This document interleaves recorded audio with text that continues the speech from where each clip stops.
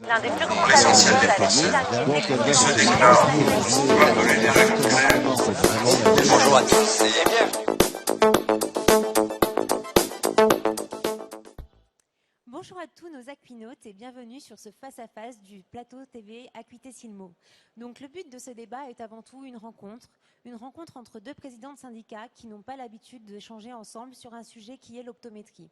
Avec 115 jours de délai d'attente pour un rendez-vous chez un ophtalmologiste, l'augmentation et le vieillissement de la population et 35% d'ophtalmologistes en moins d'ici 2030, qui aujourd'hui et dans les années à venir va prendre en charge la santé visuelle des Français et qui va faire perdurer la qualité de notre système de santé visuelle.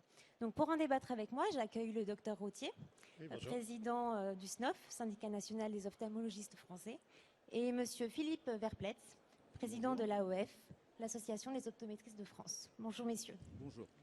Donc pour commencer, docteur Rottier, confirmez-vous les chiffres que j'ai évoqués avant, qui sont notamment issus du rapport du SNOF de cette année, et ils révèlent bien quand même un problème latent. Donc pouvez-vous nous en parler un petit peu plus? Alors, tout d'abord, merci beaucoup de votre invitation. Oui, ces chiffres sont maintenant connus depuis l'an 2000 à peu près. Hein, et on sait qu'en 2025, on aura une population d'ophtalmos qui va descendre à 4000, alors qu'aujourd'hui, nous sommes 5800. Comme vous voyez, la tension démographique va ne faire que s'aggraver. Donc depuis les années 2000, on est déjà dans cette évolution de se dire on va avoir du mal à faire face aux besoins de la population et on a besoin de déléguer un certain nombre d'actes. D'après nos estimations, il faut qu'on délègue environ 10 millions d'actes d'ici 2025. Donc vous voyez, c'est un chantier qui est très important, qui est très difficile à conduire. Et donc on va en parler là dans notre débat, puisque savoir qui va bénéficier de ces actes et de quelle façon ça va se faire avec nous. Tout à fait. Je crois également qu'on a une deuxième slide en régie sur l'avenir de la filière ophtalmologique. Si, docteur Rottier, vous pouvez peut-être nous en parler. Alors on voit donc la tendance démographique. Il y a beaucoup d'ophtalmos qui ont plus de 55 ans. Tous ces ophtalmos, la moitié de la population ophtalmo en fait va disparaître d'ici 10 ans. Et puis l'autre carte montre qu'il y a des densités variables selon les régions. Mais les deux régions qui sont très denses en ophtalmo, la région parisienne et la région PACA, vont souffrir. Notamment en région parisienne, vous allez avoir 800 ophtalmos qui vont disparaître dans les 10 années, alors que la région parisienne ne forme que 20 ophtalmos par an. Donc il y a visiblement un manque de prévoyance des autorités sanitaires qui pousse la population française dans le mur au niveau de la prise en charge des soins ophtalmos. D'accord. Monsieur Verpletz, quelle est, votre réaction quand on parle de difficultés d'accès aux soins visuels en France ? Cela fait quelques années que nous le dénonçons et nous apportons une solution en proposant un accès aux soins non médicaux aisés par le biais des optométristes et en cas d'anomalie oculaire, un référencement obligatoire à l'ophtalmologiste, ce qui permettrait de désengorger les cabinets d'ophtalmo, parce que les chiffres qu'on a entendus sont exacts, mais il faut les mettre en relation par rapport aux zones géographiques, comme c'était présenté sur le slide, et il y a certaines régions où les délais d'attente ne sont pas de 115 jours, mais de plus de 365 jours. D'accord, donc l'optométrie, c'est bien l'objet de ce débat. Docteur Rottier, pour vous, quelle est la définition de l'optométrie ? Il y a une définition internationale que je ne saurais réciter en entier, mais qui commence par le fait que c'est un professionnel de santé autonome, n'est-ce pas, qui s'occupe des soins visuels, du dépistage, du traitement des maladies et aussi de la vente d'équipements optiques. Donc on voit que c'est un champ, l'optométrie est un champ extrêmement large dans la filière visuelle, et qui recouvre d'abord le métier d'opticien, celui d'orthoptiste, et puis qui va sur le métier d'ophtalmo. Donc c'est d'ailleurs un point dur de notre opposition. D'accord. Mais Monsieur Verpletz, votre intention est-elle vraiment de remplacer les ophtalmologistes ? Absolument pas, absolument pas. Depuis plus de 15 ans maintenant, j'ai toujours affirmé que notre rôle n'était pas... Alors bon, la traduction du docteur Rottier est la sienne. La traduction que j'en donne est complètement différente. Bon, il s'agit de, premièrement, détecter les anomalies oculaires. Deuxièmement, de fournir un équipement visuel en cas de besoin, lunettes ou lentilles. Et quand on parle de réhabilitation du système visuel, c'est pas du tout faire le travail des orthoptistes, c'est fournir l'équipement qui permet de donner le meilleur confort visuel. Donc notre champ d'activité, en tant qu'opticien qualifié en optométrie, c'est bien de compléter combler le manque d'accès aux soins par la baisse démographique de nos ophtalmologistes qui vient d'être évoquée par le docteur Rottier. Ça, c'est un fait. On est là pour être des professionnels autonomes, effectivement, de première ligne, donc d'accès facile, qui nous permet de faire un premier tri et de diriger les personnes présentant des anomalies oculaires vers la personne la plus appropriée. En l'occurrence, l'ophtalmologiste, s'il y a le moindre doute, la moindre suspicion d'anomalie, et ou vers l'orthoptiste, au cas où il y a des anomalies du système binoculaire. Donc nous nous intégrons complètement en tant qu'optométriste, nous nous intégrons complètement dans la filière de soins visuels. Malheureusement, le syndicat des ophtalmologistes nous a toujours barré la route jusqu'alors. D'accord. Docteur Rottier, une réaction à ce que vient de dire monsieur? Alors le problème qui se pose, et qui s'est posé dans l'année 2002, où on a pris vraiment conscience qu'on allait avoir un problème démographique et on s'est dit on va avoir besoin de transférer des actes. Il y avait 3 groupes de professionnels en face de nous à qui on pouvait transférer ces actes. Les orthoptistes, les opticiens et les optométristes. Si vous m'en laissez le temps, je vous raconterai pourquoi il y a une opposition importante entre les ophtalmos et les optométristes, qui paraît assez bizarre de l'extérieur. Mais donc, pour le milieu ophtalmo, en tout cas, quand on a réfléchi à ce problème-là, les optométristes ont été évacués d'emblée. C'est-à-dire qu'on se disait, on ne peut pas travailler avec eux. Donc après, il restait les opticiens. Bon, je pense que tu ne me contrediras pas, le niveau opticien n'est pas suffisant pour faire face aux besoins primaires de la population. On parlera également de la formation. Hein, oui. voilà. Et puis, donc, il y avait les orthoptistes. Alors, les orthoptistes avaient des avantages. D'abord, ils sont formés dans les services ophtalmo, donc on les connaît. Les internes les côtoient pendant leurs études. Et donc, c'est assez naturellement qu'ils travaillent ensemble. Et puis, c'est avec gros avantage. Alors, je sais que Philippe n'est pas tout à fait d'accord avec ces arguments, mais ça avait un énorme avantage. C'est que les orthoptistes n'ont rien à vendre. Et notre système de santé en France, il est quand même basé sur la séparation entre la prescription et la vente. Ça, c'est un point très important. Donc, le fait de transférer aux optos aurait voulu dire qu'on change de système. C'est qu'à partir de ce moment-là, il était possible à la fois de prescrire et à la fois de vendre. Donc, c'était une évolution extrêmement négative, me semble-t-il, du système de santé. D'accord. Donc juste un point pour revenir sur la formation que vous abordiez. Donc l'un des principaux arguments, comme vous venez de dire, c'est la formation des optométristes et aussi donc des opticiens à qui on pourrait peut-être déléguer des tâches. Donc qu'est-ce qu'il faudrait à la formation des optométristes aujourd'hui pour que vous la reconnaissiez, qu'elle soit faite comme les ophtalmologistes et les orthoptistes en milieu médical? Vous me dites qu'est-ce qu'il faudrait à la formation des optos pour qu'on les reconnaisse, mais on ne veut pas les reconnaître. Ça, c'est le sujet du débat. Mais je crois qu'il y a quelqu'un qui a répondu, c'est ce professeur d'optométrie du Québec qui a été interviewé par Acuité, et vous retrouverez sur le site d'Acuité, dans les news, le fait qu'il pense que les optos français manquent d'une ou 2 années de formation clinique. Et bon, je pense que ça, c'est admis. Donc, si j'avais un conseil à donner, ça serait d'investir les services. Et je sais tout à fait ce qu'on va me répondre à ce sujet. Monsieur Verpletz. Alors, je voudrais revenir sur 2 points importants. Premièrement, Jean-Bernard Rottier a évoqué l'incompatibilité entre la prescription et la vente. Oui. Alors, pour information, en principe, je pense que c'est quand même su, cette incompatibilité émane du code de déontologie médicale qui s'applique aux seuls médecins. Il y a beaucoup de professionnels dans le monde de la santé, je pense entre autres aux chirurgiens dentistes qui ont le droit de vendre l'appareil dentaire qu'ils ont prescrit. Je pense aux pharmaciens qui ont, dans une certaine mesure, un droit de vente et de prescription. Je pense aux infirmières qui, depuis peu, ont élargi leur champ d'activité et ont une possibilité de prescrire. Donc, il est évident que le fait de prescrire et vendre, c'est uniquement pour les médecins. Or, nous ne voulons pas être médecins. Nous sommes des professionnels de santé autonomes et indépendants. Et cette incompatibilité ne peut pas s'appliquer à l'optométrie. Pour exemple, en France, non, je vais plutôt prendre un autre exemple, plus parlant.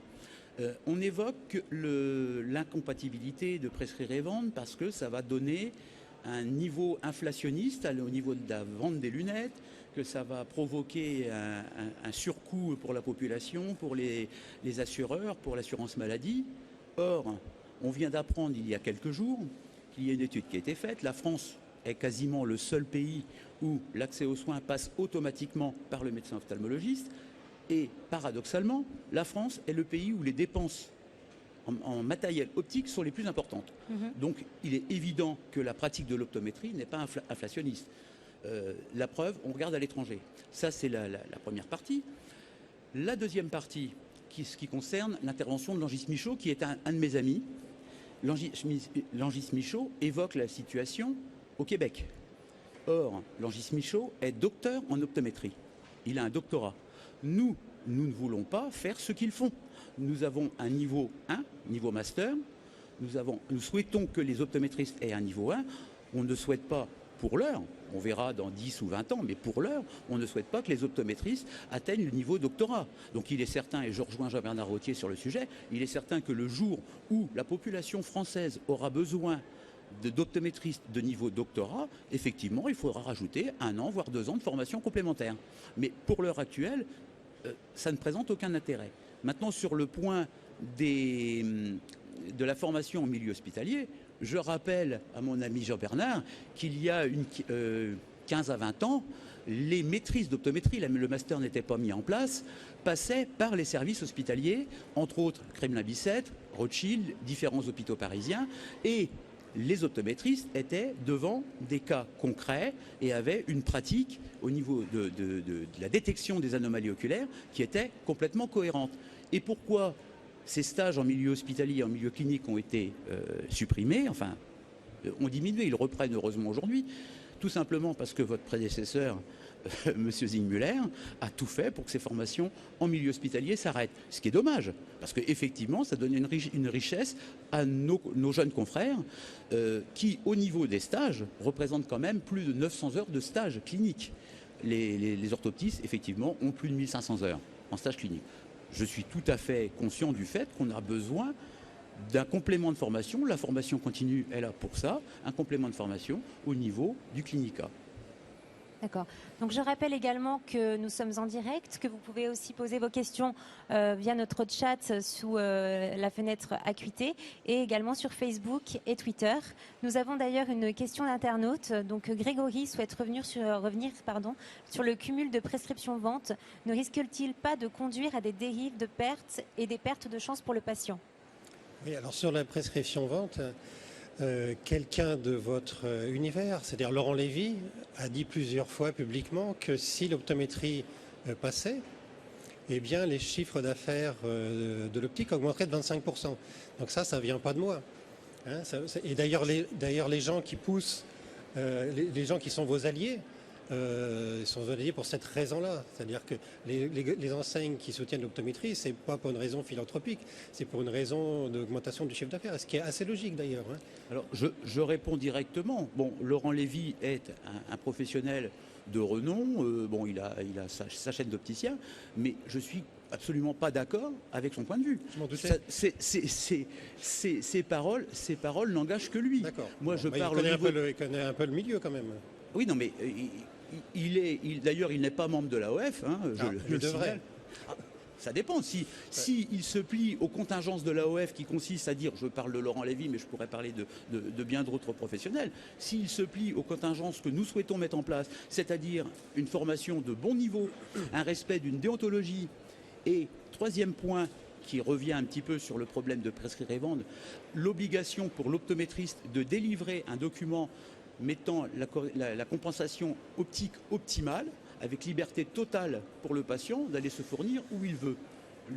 Maintenant, s'il accepte nos conditions, il sera le bienvenu chez nous. Mais pour nous, c'est absolument pas un problème mercantile. Et l'exemple que je citais tout à l'heure au niveau des optométristes ou des professionnels assimilés, je pense à nos amis allemands, les Optikermeister, j'ai un accent déplorable, je sais, ou nos confrères anglais, on voit que les frais d'optique, il n'y a absolument pas, c'est pas du tout inflationniste le fait de reconnaître et réglementer l'optométrie. D'accord. Donc, docteur Rottier, pour vous, quelles seraient les conséquences de la reconnaissance de l'optométrie demain sur la filière des soins visuels français? Je voudrais juste dire un mot en amont parce qu'on a du mal à comprendre notre position d'opposition un peu systématique, on va dire. Hein. En fait, dans l'année 2002, quand on a commencé à chercher des alliés à qui transférer des actes, on s'est rendu compte que dans tous les pays anglo-saxons, dans lesquels il y avait à la fois des ophtalmos et des optométristes, ça se passait mal entre les professions. Il y avait une guerre interprofessionnelle, sauf en Angleterre. Sauf en Angleterre, où les ophtalmos ont déserté les soins primaires. Donc en fait, l'optométrie est bien acceptée par les ophtalmos quand les ophtalmos sont plus sur le premier recours. Alors, ce qui peut tout à fait arriver en France, puisque je vous ai dit en 2020, on sera 4000, on peut tout à fait se mettre dans notre tour d'ivoire et puis dire, vous vous débrouillez avec les soins primaires. Alors, ça rejoint donc votre question. Vous savez que c'est pas facile d'emmener une profession vers la délégation de tâches. Déléguer, c'est perdre du territoire, c'est travailler avec une profession qu'on ne connaît pas, avec des gens qu'on ne connaît pas, des nouvelles habitudes, structurer des équipes. Donc c'est un processus qui est assez difficile et que l'on mène avec certaines difficultés depuis une dizaine d'années. Et il est accepté dans le monde ophtalmo aujourd'hui qu'on va déléguer aux orthoptistes. Et même chez les orthoptistes, ce n'est pas tout à fait facile parce que sous quelle forme on délègue, quelle est l'autonomie, enfin ça pose beaucoup de problèmes. Aujourd'hui, je vois mal, si vous voulez, la population ophtalmo accepter une délégation avec les optos, même si les arguments qui sont présentés sont entendables. Il y a une formation, il y a une volonté de travailler, ça c'est clair. Mais le milieu ophtalmo étant tel qu'il est, je vois mal nos confrères décider tout d'un coup une espèce de changement d'alliance. L'alliance avec les orthoptistes, c'est une alliance assez naturelle parce qu'ils sont issus des mêmes services. À ce sujet, d'ailleurs, nous avons une question de Laurent Milstein qui nous dit « Les orthoptistes sont les seuls paramédicaux à avoir la formation clinique en CHU et sont donc les seuls à pouvoir pratiquer les actes nécessaires pour permettre aux ophtalmos de poser le diagnostic médical. Pourquoi vouloir y amener d'autres personnes ?» Monsieur Verpletz ? Alors, très simplement, alors c'est ce que vient de dire Jean-Bernard Rottier est tout à fait vrai. Il est dommage, et j'insiste lourdement, il est dommage qu'il y a un peu plus de 10 ans, il n'y ait pas eu une démarche cohérente, non pas dans un esprit corporatiste, c'est-à-dire il faut qu'on garde la tête de la pyramide. On aurait pu mettre en place à l'époque une délégation ou un partage des tâches de façon tout à fait cohérente, ce qu'on souhaite toujours d'ailleurs, mais à l'époque, il y avait le choix entre 3 options, comme le disait Jean-Bernard Rottier tout à l'heure. Il y avait les opticiens, BTS, Bac+2, formation de niveau 3, les orthoptistes, capacité en orthoptiste, niveau de formation de niveau 3, et les optométristes, niveau de formation niveau 1. Donc l'équivalent aujourd'hui de Bac+5. Alors, est-il cohérent de faire un choix à minima ou un choix à maxima ? Avec des professionnels qui ont un niveau 1, ils ont des compétences certaines au niveau des détections des états oculaires anormaux qui permettent justement de faire le tri dans les urgences. On sait que globalement, je ne veux pas rentrer dans une guerre de chiffres, mais globalement, sur les personnes qui vont consulter, il y en a 70% qui ont besoin d'un équipement optique et il y en a 30% qui ont besoin ou d'un suivi ou d'une chirurgie ou d'un dépistage et d'un diagnostic par l'ophtalmologiste. Si on pouvait soulager progressivement sur ces 100 personnes, puisqu'on reste dans les statistiques, 100 personnes, si on pouvait envoyer les 30 personnes chez l'ophtalmologiste, dans les 70 personnes qui restent, la moitié, on peut avoir un doute, on peut avoir une suspicion, donc 35 qu'on va envoyer. Donc on arrive à 65% de la population qui pourrait avoir un accès plus direct, comme en Grande-Bretagne. Jean-Bernard Rottier venait de citer la situation anglaise, qui est différente de la nôtre. Je reviendrai là-dessus tout à l'heure, parce qu'au niveau de la formation, elle est complètement différente. Mais la situation anglaise, ça se passe très bien. Parce qu'il y a, je crois que c'était après la guerre, la Seconde Guerre mondiale, donc dans les années 40-50, il y a eu une concertation, il y a eu une mise en place, quelque chose de cohérent. Aujourd'hui, on a pris 70 ans de retard. Il y a 10 ans, on aurait pu avancer sereinement, en construisant quelque chose de logique, pour le bien du public et non pas pour le bien des porte-monnaies des opticiens, pour le bien du public. Notre objectif, c'est de satisfaire les besoins actuels qui vont de façon croissante. Je suis heureux d'avoir entendu tout à l'heure Jean-Bernard Rottier évoquer le fait que plus de 50% des ophtalmologistes ont plus de 55 ans, c'est-à-dire que d'ici 10 ans, il y a la moitié des ophtalmologistes qui vont partir. Effectivement, mais ça, on le savait déjà, on le sait depuis plus de 10 ans. Alors pourquoi ? Et je trouve dommage. Pourquoi, il y a 10 ans, on n'a pas commencé à essayer d'établir une liste d'actes qui peuvent être pratiqués par les optométristes, une liste de choses qui peuvent être litigieuses, qui à ce moment-là sont envoyées directement chez l'ophtalmologiste. En Grande-Bretagne, vous avez 2 accès aux soins à l'ophtalmologiste, l'optométriste d'un côté, le médecin généraliste de l'autre. Et ça se passe très bien. D'accord. Donc on a une remarque de Henri qui nous dit « L'arrêté de 2007 permet de prescrire et vendre ». Une réaction, monsieur ? Oui, bon. Moi, j'ai D'accord. rien à dire là-dessus. En revanche, je veux bien rebondir sur ce qui Oui. vient de dire. Tout d'abord, je revendique une attitude corporatiste. Je suis quand même président d'un syndicat d'ophtalmo, donc chargé de défendre les intérêts des ophtalmos. Enfin, ou sinon, il ne faut pas faire du syndicalisme, il faut faire autre chose. Et deuxièmement, on n'est pas dans les mêmes chiffres. Le problème, c'est qu'aujourd'hui, on a 7 millions de Français qui veulent des lunettes, qui viennent nous voir pour des lunettes. Hein. Dans ces 7 millions, il y a 2 millions qu'il faut identifier parce qu'ils ont des pathologies. C'est un peu ce que tu as raconté. Donc, si on décide aujourd'hui d'envoyer ces 7 millions chez vous, chez les opticiens, il faut qu'ils soient capables d'identifier ces 2 millions-là. Et c'est un sacré boulot. Et quand je disais qu'on n'est pas dans les bons chiffres, c'est que si vous calculez en 2020, il n'y aura que 4 000 ophtalmos, j'ai dit. Ces 4 000 ophtalmos, s'ils travaillent de façon traditionnelle, ils ne pourront gérer que 26 millions d'actes. 26 millions d'actes, d'accord ? Et je vous ai dit qu'il y en avait 42 millions. Vous voyez qu'on a un fossé énorme. Donc on n'est pas dans les 7 millions dont je parle qui ont besoin de lunettes. C'est beaucoup plus vaste. Donc imaginez que pour une profession, c'est quand même assez difficile de dire je vais transférer la demande de lunettes, c'est-à-dire en fait la demande pour baisse d'acuité visuelle progressive, on est d'accord, hein, vers une population professionnelle, par exemple l'optométrie, et puis je vais transférer mes suivis de pathologie, mes dépistages, etc., vers une autre population. C'est un exercice qui est quasiment impossible. Hein. Déjà, c'est difficile de transférer chez les orthoptistes, je ne peux pas me disperser comme ça. À ce propos, on a encore donc une question d'internaute, hein, ça réagit beaucoup sur Acuité. Grégory nous dit « Élargir tout simplement la délégation de tâches et le transfert de compétences aux orthoptistes ne serait-il pas la meilleure solution ?» Donc je vous laisse répondre et après on parlera d'ailleurs des protocoles de délégation. Ah, si vous voulez. Oui.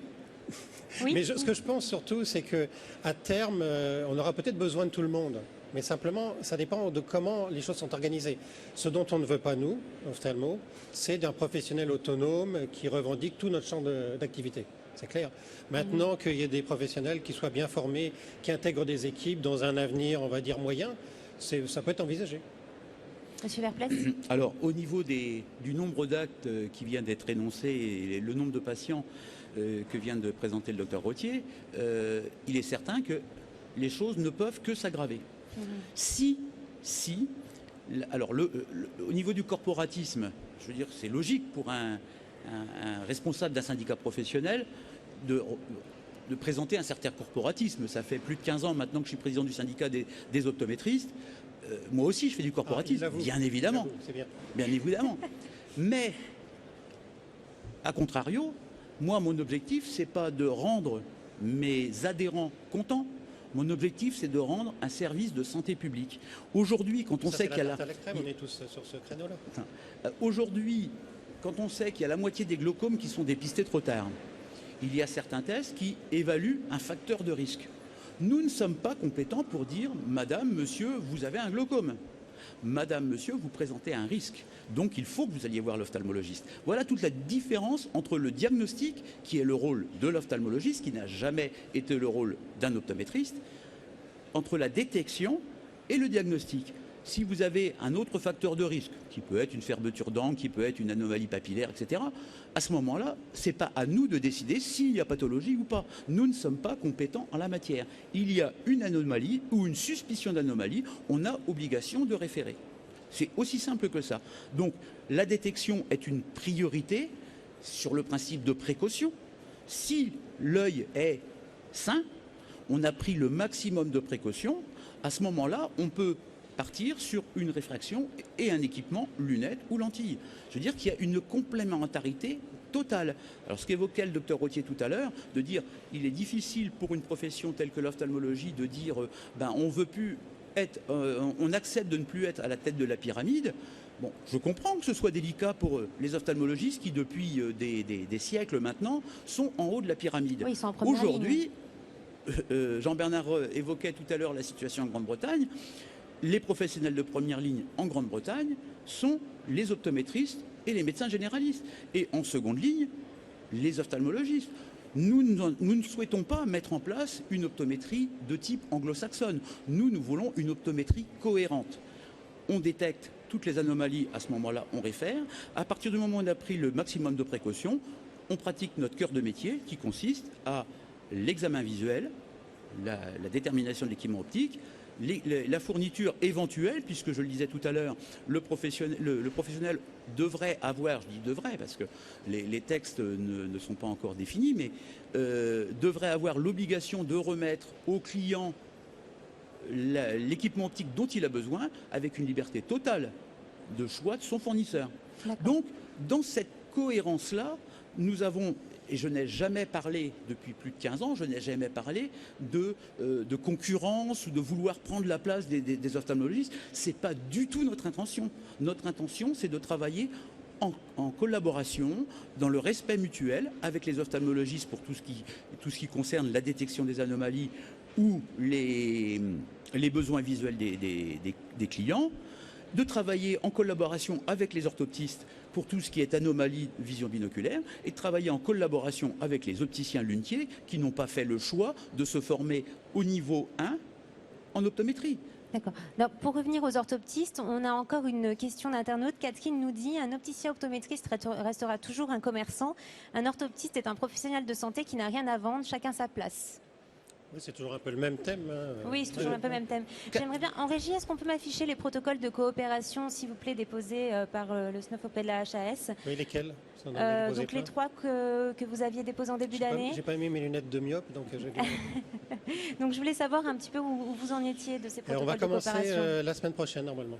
C'est-à-dire qu'on va permettre un accès à l'orthoptiste au sein d'un cabinet d'ophtalmo, d'examiner les patients qui ont besoin de lunettes rapidement. Et notamment soit la population de 6 à 16 ans, soit la population inférieure à 50 ans, sous réserve qu'ils soient connus de la structure ophtalmo, qu'ils aient 10 dixièmes, qu'ils n'aient pas de pathologie et que leur demande soit purement une demande de lunettes en urgence. Alors la HAS nous a imposé un certain nombre de contrôles. Il y a des indicateurs à suivre, etc. Et l'orthoptiste fait une photo du fond d'œil et le dossier est analysé par l'ophtalmo 2-3 jours plus tard. Donc vous voyez, on est dans cette mouvance-là. Et il a fallu quand même une dizaine d'années pour arriver à ça. C'est pas si facile que ça, les délégations. Et donc vous allez commencer la semaine prochaine, c'est ce que vous nous disiez, mais dans quelle région? La Sarthe, les Pays de Loire. D'accord, donc c'est loin d'être encore développé au niveau mais je sais que cette délégation est attendue dans beaucoup de régions. D'accord. Et donc une fois que mon agence régionale de santé m'aura signé l'autorisation d'exercer sous cette forme-là, il y a plein de régions qui vont se l'approprier et plein d'équipes qui vont rentrer dans ces traces-là. D'accord. Monsieur Verpletz, une réaction? Je me posais simplement la question, est-ce que Catherine qui a posé la question précédente, ne serait pas orthoptiste? Tout le problème, je reviens toujours à la même question, tout le problème c'est qu'il y a des professionnels qui ont un diplôme de niveau 3, en l'occurrence les orthoptistes, et il y a des professionnels qui ont un diplôme de niveau 1, donc de niveau master. Pourquoi avoir fait ce choix à minima? Il est évident que le corporatisme dont se targue Jean-Bernard Rottier fait son œuvre. C'est qu'aujourd'hui, en confiant cette délégation de tâches à des orthoptistes, les orthoptistes n'ont aucune autonomie et c'est l'ophtalmologiste qui reste en haut de la pyramide. Aujourd'hui, il y a 30 ou 40 ans, je conçois tout à fait que ce soit cohérent. Aujourd'hui, les choses ont changé. La meilleure preuve, c'est que si on regarde partout en Europe, le nombre d'orthoptistes, la France bat le record de nombre d'orthoptistes.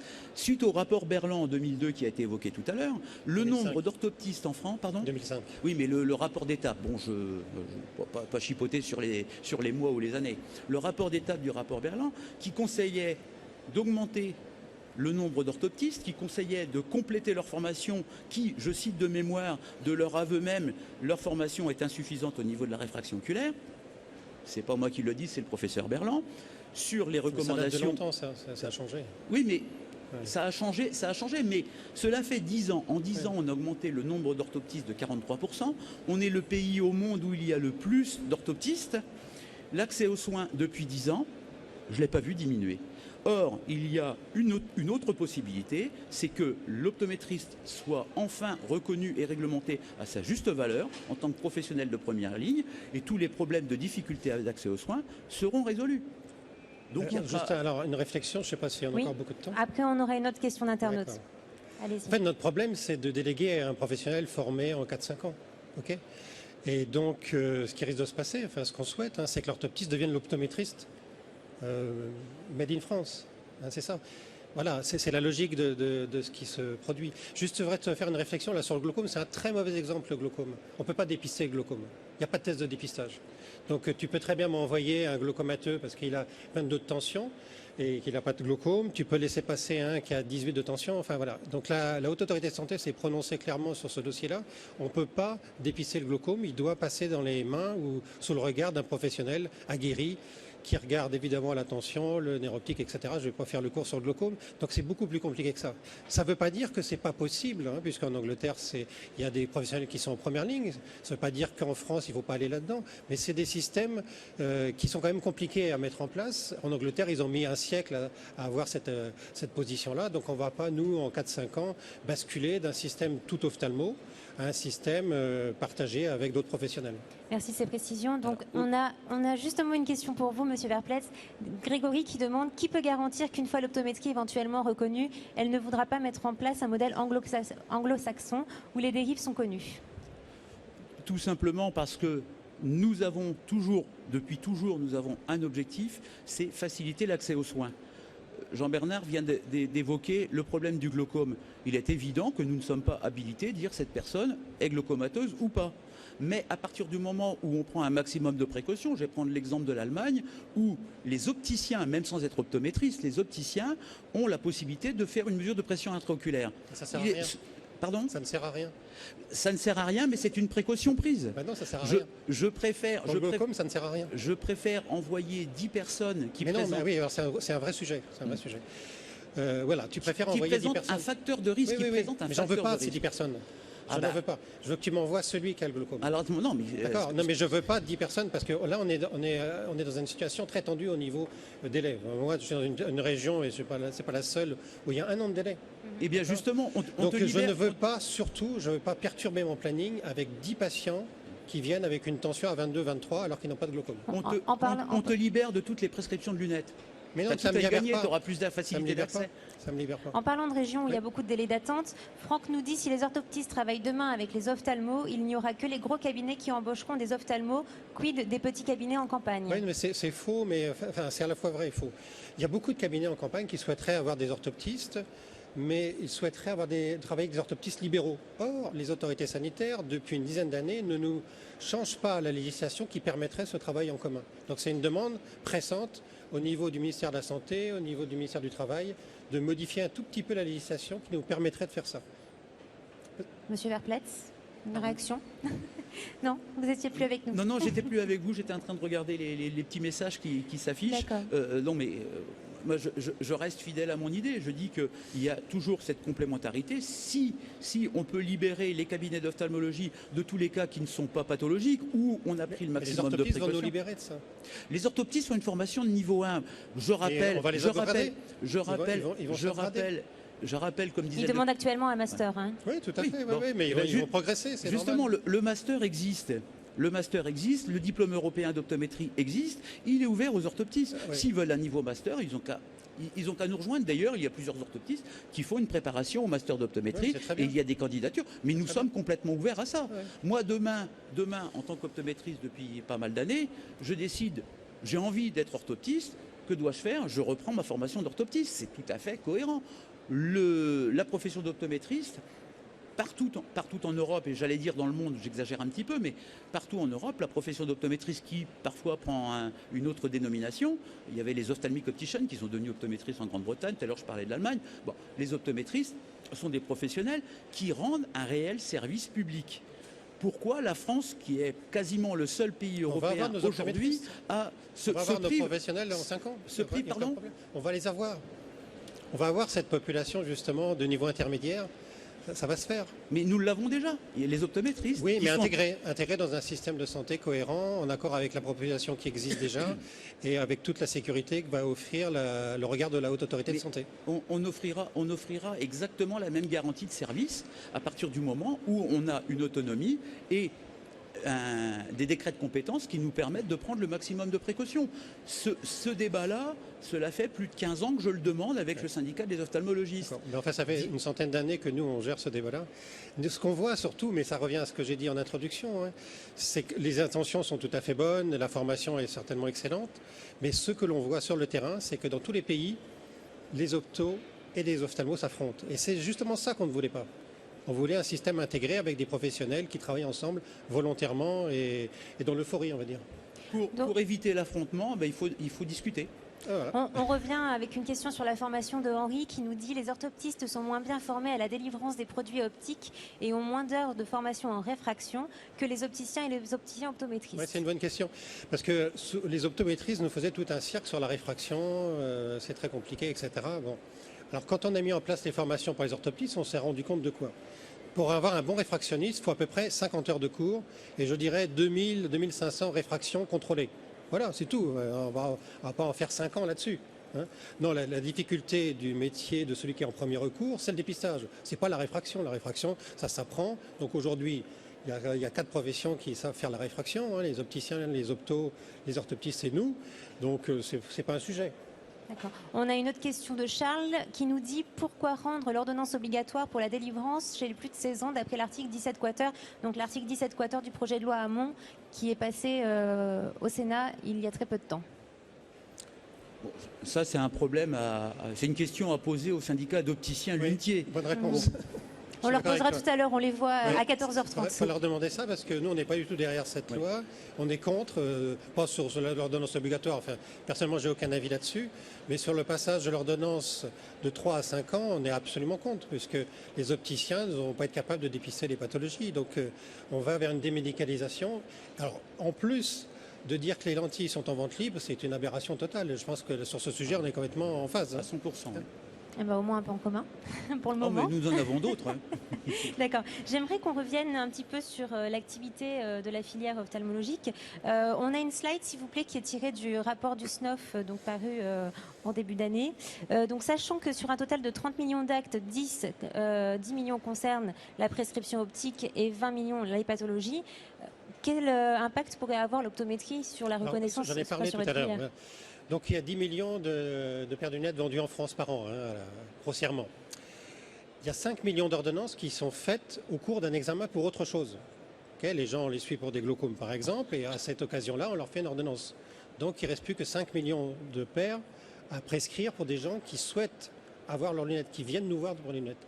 Si vous vous rappelez, tout à l'heure, je vous ai dit qu'il y avait un flux de 7 millions de personnes qui venaient nous voir pour des baisses d'acuité visuelle progressives et qu'ils traduisent dans leur langage « j'ai besoin de lunettes ». Dans ces 7 millions, il y en a 2 millions qu'on bloque en disant « attendez, vous pensiez que vous aviez besoin de lunettes, mais malheureusement, il y a une démêlée qu'on va devoir prendre en charge. Votre vue a baissé, non pas parce que votre réfraction a changé, mais parce que vous avez une pathologie. » Voilà, donc sur les 7 millions, il y en a 2 millions qu'on éjecte vers la filière santé, on va dire pure. Et puis sur les 5 millions qui restent, il y a 2,5 millions qui ont une deuxième demande. Ils venaient pour des lunettes, certes, mais ils ont aussi une conjonctivite allergique, ils ont un ptérygion, ils ont un chalazion, ils ont une tumeur palpébrale, ils ont plein de choses. Donc le problème, si vous créez un professionnel en première ligne, ce qui est possible, il faut qu'il soit capable de gérer ça. Parce que si sur les 7 millions de personnes, il nous en renvoie 5, ça nous économise 2 millions, c'est pas valable. Okay, les 2 millions, on peut les absorber autrement. 2 millions, c'est toujours mieux. Oui, c'est toujours 2 millions de gagnés. 2 millions mais de... Je te rappelle qu'on est à 42 millions et il y a plus de... Et on pourra faire face qu'à 26 millions. Hein. Donc on est dans un système, alors les 2 millions, on ne les voit même pas passer. Sur lequel je suis... Ouais. Bon, je ne suis pas tout à fait d'accord sur les chiffres, mais on n'est pas ici pour faire une bataille de chiffres. Je dis qu'à l'heure actuelle, les 6 mois de délai d'attente vis-à-vis de la population, c'est insupportable. Oui, on est d'accord. Donc on a un rôle à jouer en complémentarité, j'allais dire en collaboration, j'aime pas le terme, mais en bonne collaboration, en bonne intelligence, et tout le monde a y gagné. Tout le monde a y gagné. Ce qui m'intéresserait de savoir, c'est comment ça se fait que ça se passe mal dans les autres pays. Alors, dans les autres pays, chacun fait ce qu'il veut, mais en l'occurrence, à part la France et la Croatie, je crois que le public a un accès aisé aux soins visuels par le biais des optométristes ou équivalents. Donc, il n'y a plus qu'en France. Je veux dire, c'est le drame. Mais non, par exemple, en Allemagne, il n'y a pas les optométristes en première ligne intégrés dans le système de santé. Il y a 70% des prescriptions de lunettes qui sont faites par des optométristes. Par des opticiens. Par des optométristes. Non, mais par des opticiens qui ne sont pas professionnels de santé en Allemagne. Ils sont commerçants, ils sont artisans. D'accord. Donc le système n'est pas intégré. C'est-à-dire que la première ligne n'a pas été gérée comme il faut. pour dépister les pathologies. Donc les gens vont soit chez, les gens vont soit chez l'opticien pour avoir leurs lunettes, c'est une chose, soit chez l'ophtalmo parce qu'ils estiment qu'ils ont autre chose. Et moi, j'avais été très frappé il y a quelques années en rencontrant un confrère belge, où dans la Belgique c'est à peu près la même chose, les opticiens en autonomie de prescription. Et je lui avais dit, mais qu'est-ce qui se passe si un patient dépiste son glaucome trop tard? Il était suivi par l'opticien et puis il m'avait dit, c'est son problème. C'est son problème. Donc on voit bien que derrière une organisation de système de santé, il y a une philosophie. Soit on dit aux gens, débrouillez-vous, vous êtes grand, assez grand pour savoir quand vous devez aller chez l'ophtalmo, ou un système qui est, on dirait, plus protecteur pour la santé publique, avec organisation des flux, de telle sorte que personne ne reste sur le carreau. Je me rappelle pourtant qu'à la SFO 2012, vous aviez confié notamment à nos caméras qu'une ouverture vers les opticiens serait nécessaire dans les années à venir. Dans ce que je veux dire par là, c'est que, vu la pression démographique qu'on subit, on va devoir faire rentrer dans nos équipes d'autres professionnels que les orthoptistes. Je sais que ça ne fait pas plaisir aux orthoptistes, mais n'auront pas forcément la même position. Mais les orthoptistes sont plus destinés à prendre en charge des pathologies, et peut-être que dans des structures ophtalmo, on a besoin de faire des réfractions. Vous savez que la réfraction, ça consomme du temps, de 7 à 13 minutes en moyenne, donc il n'est pas inenvisageable dans un avenir moyen de faire entrer dans les équipes des opticiens. Mais je vois mal ce qu'on pourrait déléguer à l'extérieur, si vous voulez. D'accord. Pour vous, Monsieur Verpletz, l'optométrie est une évolution naturelle du métier d'opticien? Oui, tout à fait. Alors c'est une évolution naturelle mais choisie. J'entends par là que je conçois, bon j'ai eu le plaisir d'enseigner il y a quelques années, je conçois tout à fait que des jeunes bacheliers rentrent en école d'optique parce que l'aspect mode des lunettes les intéresse. C'est un choix. D'autres qui disent bon bah c'est du business, c'est intéressant, je le conçois. Bon, moi de mon côté, j'apprécie particulièrement le jeune qui commence ses études d'optique en disant moi ce qui m'intéresse, c'est le côté examen visuel, lentille de contact, le côté profession de santé. Bon, les optométristes ont cet objectif-là. Donc c'est effectivement une évolution naturelle de la profession d'opticien, mais c'est une évolution choisie. Si d'autres opticiens font le choix de faire des formations en marketing ou de faire des formations en design pour les modes, je l'accepte complètement. Je dis que pour ceux qui ont fait le choix de se qualifier en optométrie, c'est-à-dire d'atteindre le niveau 1, le niveau master, qui est la référence au niveau de l'optométrie française, je souriais tout à l'heure en entendant parler des Allemands, parler des Anglais. Ils ont leurs pratiques, ils ont leurs problèmes, c'est réel. Mais nous, on a une solution très simple en France et une solution qui fonctionne. Donc un réel encouragement, en tout cas pour les opticiens et futurs opticiens, à poursuivre leurs études. Bien sûr, bien sûr. D'accord. Et très bien. Merci à tous les deux d'être venus débattre de ce sujet sur notre plateau. Un débat qui a donné envie à nos aquinautes de réagir. Et nous nous retrouvons à 10h30 pour un tour d'horizon de la réfraction chez nos voisins européens. Merci, à tout à l'heure. Merci. L'un des plus grands L'essentiel des Français se déclare pour les règles claires. Bonjour à tous et bienvenue.